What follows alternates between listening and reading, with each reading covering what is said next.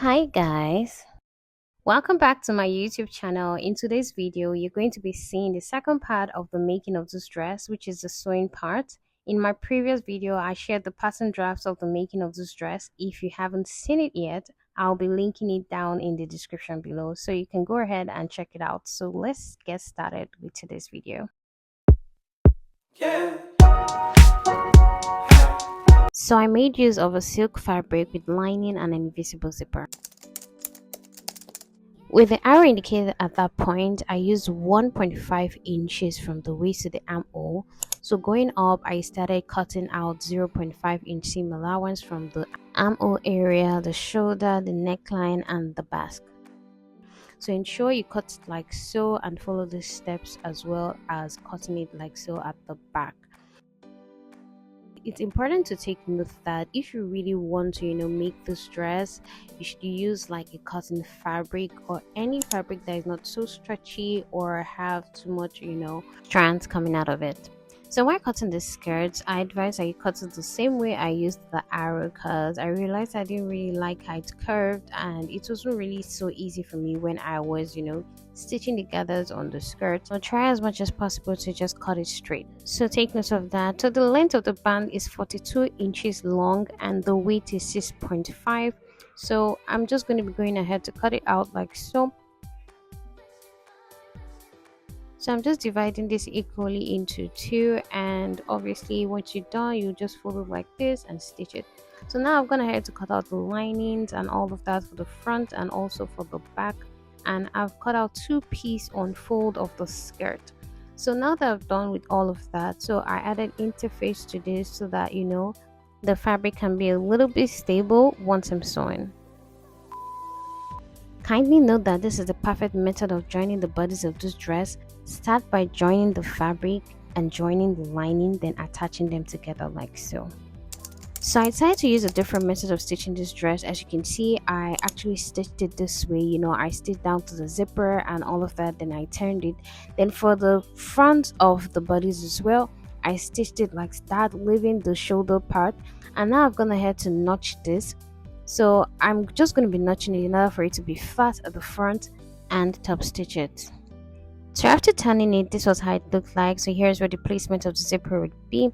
So I'll be stitching the armhole area and I'm just going to be turning it like so. So as I turn it, I'm just going to be stitching 0.5 inches and I'm just going to stitch it down. Guys, if you haven't subscribed to my channel, please do, and don't forget to like and comment.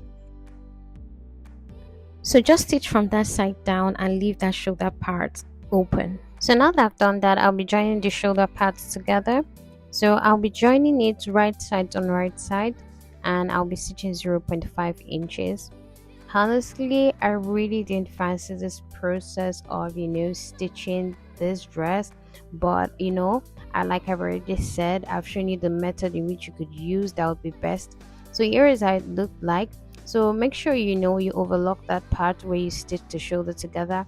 And here also as well, I'm just going to be turning it from that armhole side to the waist, and I'll be stitching 0.5 inches down. So ensure you stop there. I've gone ahead to do that, and this is how it looks. So I'm just going ahead to take the measurement of where my zipper will stop, and to stop at 24 inches. After marking out the points, ensure to stitch down the remaining. I'm just going ahead to measure the basque area, and I measured 26 inches. So ensure to measure the back area of your bodice. So after that is done, I'm just going to be creating a loose stitch on this fabric. So I'm just going right ahead to my machine to do that. Now that I've done that, so I'll just be dragging the fabric like so. Drag it carefully so that you won't lose some part of it. So I'm just going to be dragging it to at most 28 to 29 inches before I place it on the basque. So now that I've done that, it's time to attach this to the bodice. So you have to mark a point, the center, so that you can place it like so. So watch the way as I'm placing it to ensure that you place it on the basque like so. So that's like the center. So I'm just going right ahead to stitch it down.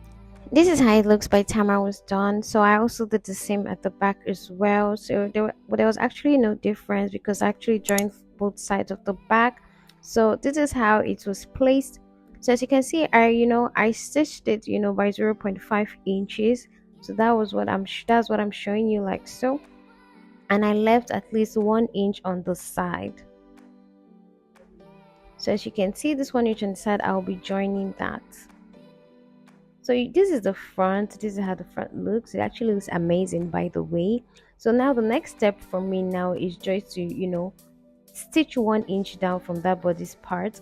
And now that I've done that, I'm just going to be marking the point from that bodice to the gathered part of the skirt, so that once I stitch it, it would align. So that's why I'm using my chalk to take note of where I'm meant to stitch down. So as soon as you stitch that down, you can actually join it like so. So this is how I will be joining it, so that everything will align and the stitch will be in place. So just go down and stitch 0.5 inches and try as much as possible to overlock this, because the fabric had lots of strands on it and it wasn't really, it won't look neat if you don't overlock it. So this is how it looks now. Currently you can see that the stitch, everything aligns together, so ensure yours is the same. And here's a glance of how the back looks like. As you can see, it is attached properly, so try to do that as well.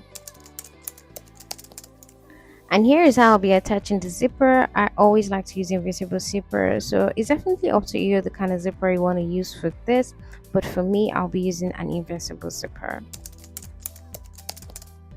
So after I was done with the dress, I just realized I haven't attached the band, so I actually had to lose at least 3 inches on both sides, to place the band. So I'll just be stitching it like so, a part will be slanty and one part will be straight, so which I have done. So I left a hole right there so that I can be able to turn the band inside out. So this is how I did that. So try to use your scissors to bring it out, but don't try to pull it too hard so that it won't open up. So yeah, I've gone ahead to do that and I've turned it, and you can actually stitch that part down. So now that I've opened this part up, so take note that this part should face down, while placing the band. So this is how I'll be attaching it like so. So as soon as I attach it like this, I will just stitch back the 1 inch I loosened up, and that is it. I went ahead to use the rolled hem for the hem part, and ensure that you overlock this dress by the time you're done, and it will be perfect. And if you have any comments or suggestions of the sewing of this dress, kindly drop a comment in the comment section down below and I'll be there to respond. And thank you for watching, and see you in my next one. Bye.